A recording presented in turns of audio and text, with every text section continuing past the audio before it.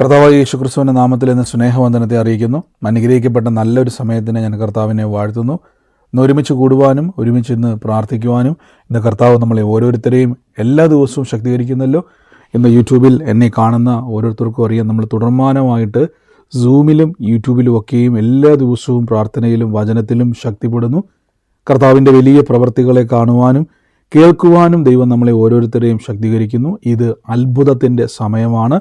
കർത്താവ് നമുക്ക് വേണ്ടി വലിയ പ്രവൃത്തികളെ ചെയ്യും.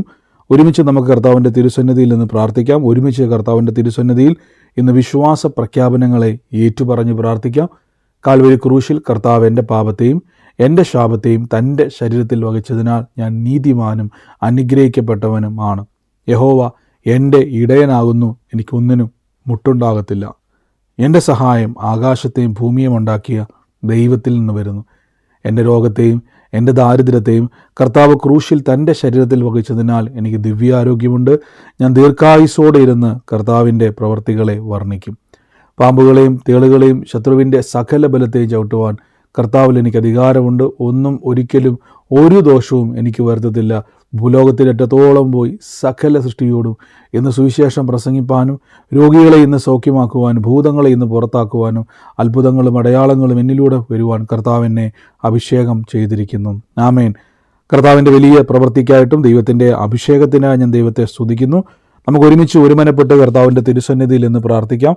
വലിയ പ്രവൃത്തികളാൽ കർത്താവ് നമ്മളെ നിറയ്ക്കുന്നല്ലോ. വൻ കാര്യങ്ങളെ കർത്താവ് നമ്മുടെ നടുവിൽ ചെയ്യുന്നു. ഇനിയും ചെയ്യുവാൻ കർത്താവ് ശക്തനാണ്. അതുകൊണ്ട് വലിയ പ്രതീക്ഷയോടെ വലിയ കർത്താവിൽ നിന്ന് വലിയ കാര്യങ്ങൾ എനിക്ക് ജീവിതത്തിൽ സംഭവിക്കും എന്ന ഉറപ്പിൽ വേണം കർത്താവിൻ്റെ വചനം കേൾക്കാൻ. ഇന്നത്തെ അനുഗ്രഹത്തിനായിട്ട് ഞാനൊരു വാക്യം നിങ്ങൾക്ക് എടുക്കാം. യോഹന്നാൻ ശ്ലീഹായുടെ സുവിശേഷം 15-ാം അധ്യായത്തിൻ്റെ 16-ാമത്തെ വാക്യമാണ്. അവിടെ ഇങ്ങനെ പറഞ്ഞിരിക്കുന്നത്, നിങ്ങൾ എന്നെ തിരഞ്ഞെടുത്തു എന്നല്ല, ഞാൻ നിങ്ങളെ തിരഞ്ഞെടുത്തു. അപ്പോൾ ഒരു കാര്യം ശ്രദ്ധിച്ചോണം. ഒരു വ്യക്തി ക്രിസ്തുവിലേക്ക് വരുമ്പോൾ നിങ്ങൾ ഏതെങ്കിലുമൊക്കെ രീതിയിലായിരിക്കാം സുവിശേഷം അറിഞ്ഞത്. ആരെങ്കിലുമൊക്കെ വന്ന് പറഞ്ഞു, അല്ലെങ്കിൽ ഏതെങ്കിലും ഒരു നോട്ടീസ് കണ്ടോ കൺവെൻഷൻ കണ്ടോ, അല്ലെങ്കിൽ ഏതെങ്കിലുമൊക്കെ ആൾക്കാർ മുഖാന്തരമായിരിക്കാം നിങ്ങൾ ക്രിസ്തുവിനെ അംഗീകരിച്ചതും കർത്താവിലേക്ക് വന്നതും. പക്ഷേ ബൈബിൾ പറയുന്നു അല്ല. കർത്താവ് പറയുകയാണ്, നിങ്ങൾ എന്നെ തിരഞ്ഞെടുത്തതല്ല, ഞാൻ നിങ്ങളെ തിരഞ്ഞെടുത്താണ്. അപ്പോൾ ഒരു കാര്യം ഉറപ്പിച്ചോണം, ദൈവം എന്നെ അറിഞ്ഞു, ദൈവം എന്നെ കണ്ടിരിക്കുന്നു, അതിലൊരു മാറ്റവും ഇല്ല. അപ്പോൾ കർത്താവിന് എന്നെ അറിയാം. നമ്മൾ ദൈവസന്നിധിയിൽ ആണോ എന്നൊരു സംശയം നിങ്ങൾക്ക് ആർക്കെങ്കിലും ഉണ്ടെങ്കിൽ യേശു ക്രിസ്തുവിനെ കർത്താവും രക്ഷിതാവും വിശ്വസിക്കുന്ന ഓരോ വ്യക്തിയോട് ഞാൻ പറയുന്നു, നിങ്ങൾക്ക് അബദ്ധം പറ്റിയതല്ല, വഴിതെറ്റി വന്നതല്ല, നിങ്ങൾ അപ്രതീക്ഷിതമായിട്ട് കയറി വന്നതല്ല, നിങ്ങൾ വേറെ ആരെങ്കിലും എവിടെയൊക്കെയോ പോകേണ്ട നിങ്ങൾ ഇവിടെ വന്നതല്ല കറങ്ങിത്തിരിഞ്ഞ്. പക്ഷെ കർത്താവ് നിങ്ങളെ കണ്ടതാണ്. ദൈവം തന്നെയാണ് നിങ്ങളെ തിരഞ്ഞെടുത്തത്. കർത്താവ് നിങ്ങളെ കാണുന്നുണ്ട്. എന്തിനു വേണ്ടിയാണ് കർത്താവ് എന്നെ തിരഞ്ഞെടുത്തിരിക്കുന്നത്? അടുത്ത വാക്യം നിങ്ങൾ നോക്കി, നിങ്ങൾ പോയി ഫലം കായ്ക്കേണ്ടതിനും നിങ്ങളുടെ ഫലം നിലനിൽക്കേണ്ടതിനും. രണ്ട് കാര്യമാണ്. ഒന്ന്, നിങ്ങൾ ഫലം കായ്ക്കേണ്ടതിന്. അപ്പോൾ എന്നെ കർത്താവ് തിരഞ്ഞെടുത്തത് ഫലമില്ലാത്ത വ്യക്തിയാകാൻ വേണ്ടിയല്ല. ഞാൻ സ്വയം ഫലം കായ്ക്കേണ്ട, എന്നിൽ ദൈവത്തിൻ്റെ ഫലം വെളിപ്പെടും. എന്നിട്ട് പറയുകയാണ്, അത് നിലനിർത്തുവാനും കർത്താവിന് കഴിയും. നിങ്ങൾ നോക്കി, അപ്പോൾ ദൈവം നമ്മളെ തിരഞ്ഞെടുത്തു. ഹല്ലേലൂയ. അത് വലിയൊരു അനുഗ്രഹിക്കപ്പെട്ട ഒരു വാക്യം തന്നെയാണ്. ദൈവം എന്നെ തിരഞ്ഞെടുത്തു. അപ്പോൾ എന്നെ തിരഞ്ഞെടുത്ത ദൈവത്തിന് എൻ്റെ മേലൊരു പദ്ധതി ഉണ്ട്. എന്താണ് ആ ദൈവത്തിൻ്റെ പദ്ധതി എന്ന് ചോദിച്ചു കഴിഞ്ഞാൽ, ഞാൻ ഫലം കായ്ക്കണം. എന്താണ് എൻ്റെ ഫലം? എൻ്റെ ഫലം എന്ന് പറഞ്ഞാൽ, ലോകം കാണുമ്പോൾ ലോകക്കാരുടെ മുമ്പിൽ ദൈവത്തിൻ്റെ മകനാണ് അല്ലെങ്കിൽ മകളാണെന്ന് ലോകക്കാരുടെ മുമ്പിൽ ഒരടയാളമായി കർത്താവ് എന്നെയാണ് കണ്ടിരിക്കുന്നത്. അപ്പോൾ ഒന്ന് ആലോചിച്ച് നോക്കി, നിങ്ങൾ ഈ ലോകത്തിൽ ഏത് സ്ഥലത്ത് പോയാലും നിങ്ങളെ കാണുന്ന മറ്റുള്ളവരുടെ മുമ്പിൽ ദൈവത്തിനൊന്ന് വെളിപ്പെടുത്തണം, ഇത് എൻ്റെ ഫലം കായ്ക്കുന്ന വ്യക്തിയാണ്. അപ്പോൾ ദൈവം തീരുമാനിച്ചിരിക്കുന്നു. ദൈവം തീരുമാനിച്ചിരിക്കുമ്പോൾ തന്നെ നിങ്ങൾ തിരിച്ചറിഞ്ഞോണം, നിങ്ങളുടെ ജീവിതത്തിൽ ദൈവത്തെ സഹായിക്കുന്നതൊന്നും നമുക്ക് ആവശ്യമില്ല. പകരം ദൈവത്തിൻ്റെ സഹായത്താലാണ് നമ്മൾ മുന്നോട്ട് ഓരോ ചുവടും വെക്കുന്നത്. ആമേൻ. അപ്പോൾ അങ്ങനെയെങ്കിൽ നിങ്ങൾ എന്ത് ചെയ്യണം?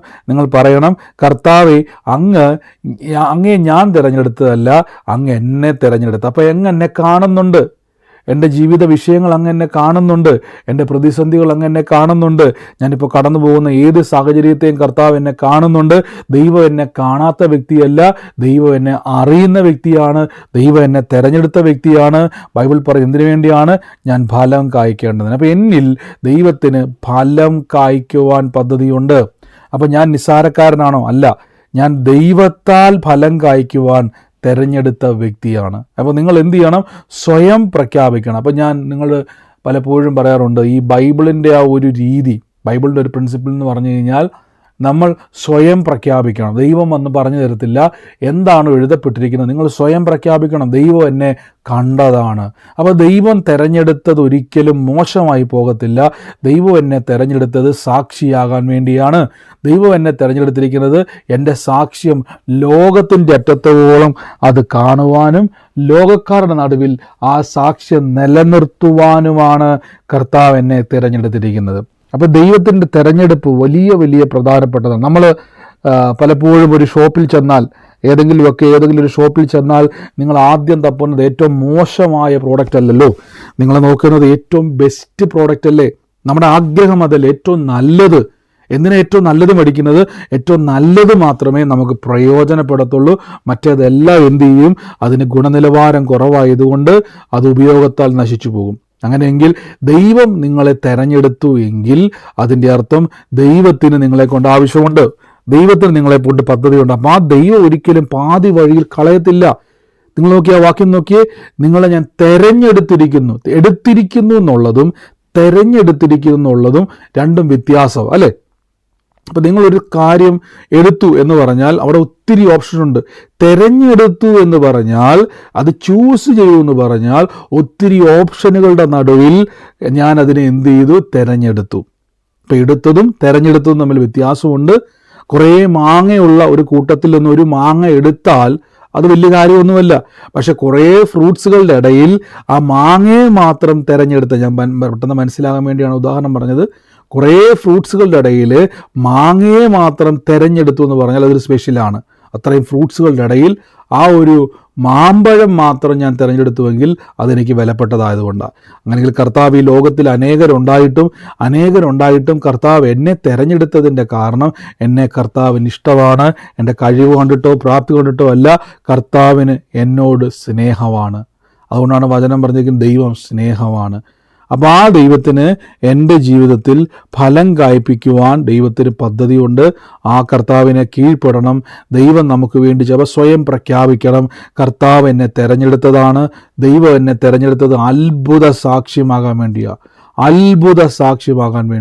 ഇത് നിങ്ങൾ സ്വയം പ്രഖ്യാപിക്കുമ്പോൾ ഈ വചനം നിങ്ങളിൽ പ്രവർത്തിക്കുവാൻ തുടങ്ങും. ഈ വചനം നിങ്ങളുടെ പ്രതിസന്ധികളിൽ നിങ്ങളെ തകർക്കത്തില്ല. ഈ വചനങ്ങൾ നിങ്ങളുടെ പ്രതികൂലങ്ങളെ ഇടിച്ചു നീക്കി വലിയ സാക്ഷ്യമാക്കി നിങ്ങളുടെ ജീവിതത്തെ തീർക്കുക തന്നെ ചെയ്യും. ആമേൻ. ഹല്ലേലൂയ. നമുക്ക് ഒരുമിച്ച് കർത്താവിൻ്റെ തിരുസന്നിധിയിൽ നിന്ന് പ്രാർത്ഥിക്കാം. പരിശുദ്ധാത്മാവിൻ്റെ വലിയ കൃപ നമ്മുടെ ജീവിതത്തിൽ നിന്ന് തുറക്കുന്നല്ലോ. യേശുവിൻ്റെ നാമത്തിൽ നിന്ന് പ്രാർത്ഥിക്കുന്നു. അപ്പോൾ എൻ്റെ കർത്താവ് ഒരു സൗമ്യ എന്ന് പറയുന്ന ഒരു വ്യക്തിയെ കർത്താവ് സ്പർശിക്കുന്നു. ദൈവത്തിൻ്റെ വലിയ പ്രവൃത്തി എന്ന കുടുംബത്തിൻ്റെ മേൽ വെളിപ്പെടുകയാണ്.